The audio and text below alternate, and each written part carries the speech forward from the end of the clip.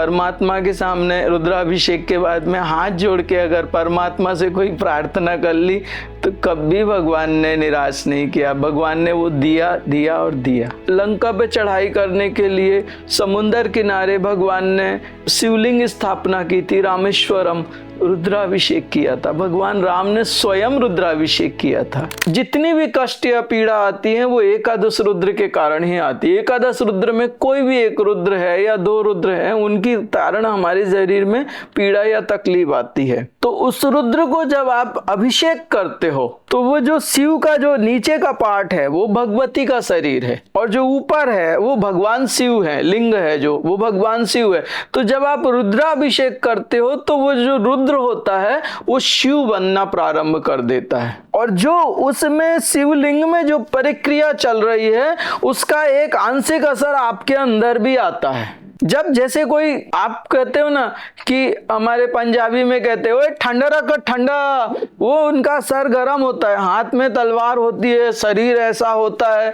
तो वहाँ बड़े लोग जो होते हैं, गुरु लोग कहते हैं कि तुम्हारे शरीर में ताकत है, तुम्हारे साइड में कपाड़ है, कृपाण है, और तो तुम अपना ये भेजा ठंडा रखो। इसलिए उनको पगड़ी बांधने को बोलते हैं कि गर्म नहीं होना चाहिए, ये ठंडा होना चाहिए ताकि तुम सही डिसीजन ले सको, गुस्से में कोई डिसीजन ना लो। तो उस समय क्या होता है, और आपके घर में भी जब आपके फादर या आपके हस्बैंड या आपका कोई बेटा वगैरह उसको शांत करना होता है तो आप उसको बोलते बैठ, शांति से बैठो, एक गिलास ठंडा ठंडा पानी पियो, आराम से चाय वाय पियो या कुछ खाना खा लो, फिर अपन बात करेंगे। तो जब भी किसी को ठंडा करना होता है तो आप ठंडा पानी पिलाते हो या कुछ ऐसा, या कुछ भी, चलो आइसक्रीम खाएंगे, चलो ऐसे करेंगे, ऐसे। रुद्र क्या होता है, उसमें अग्नि की ऊर्जा बहुत रहती है क्योंकि भगवती जल स्वरूपा है और शिव अग्नि स्वरूपा है।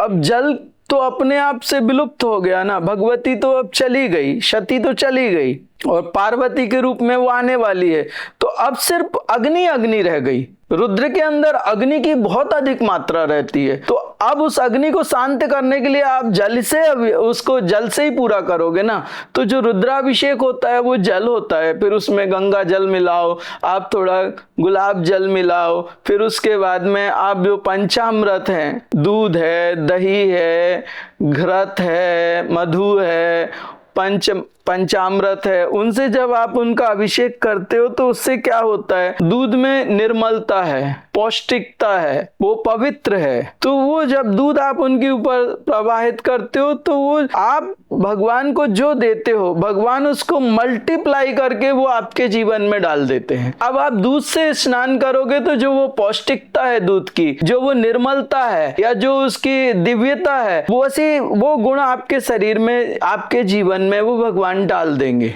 मल्टीप्लाई करके। अब दही है, उसकी जो भी गुण है वो आपको दे देंगे, या मधु है, उसके जो गुण है वो आपके जीवन में डाल देंगे।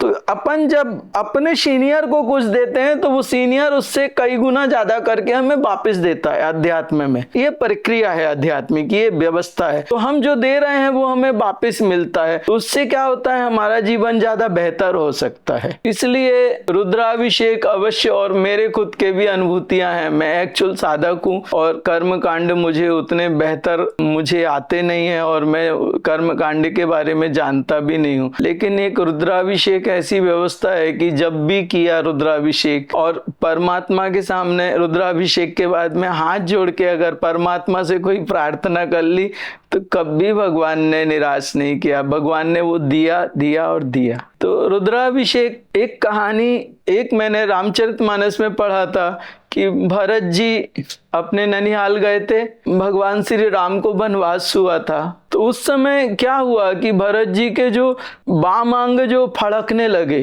कुछ ऐसे अपशगुन होने लगा भरत जी के साथ कि कुछ होता था। तो भरत जी समझ गए कि कुछ तो हो रहा है और भरत जी ने वहां से अपने नाना जी से परमिशन लेके और तुरंत वो निकले। तो निकलने के पहले वो इतने ज्यादा उनको समझ में आ गए कि कुछ हो रहा है, तो उन्होंने रुद्राभिषेक किया था। उस समय का जो नॉलेज था, जो ज्ञान था, क्योंकि वो वशिष्ठ जी से उन्होंने वो लिया था ना, तो वशिष्ठ जी ने उन्हें ज्ञान दिया था। वशिष्ठ जी ब्रह्मा के मानस पुत्र थे, तो वो शुद्ध ज्ञान था। उस समय जो उन्होंने किया था वो रुद्राभिषेक किया था। रावण के ऊपर जो लंका पे चढ़ाई करने के लिए समुंदर किनारे भगवान ने शिवलिंग स्थापना की थी, रामेश्वरम, रुद्राभिषेक किया था। भगवान राम ने स्वयं रुद्राभिषेक किया था। तो इसका मतलब यह है कि जब भगवान राम रुद्राभिषेक करते हैं, कुछ ना कुछ तो पावरफुल है जो परमात्मा स्वयं करता है।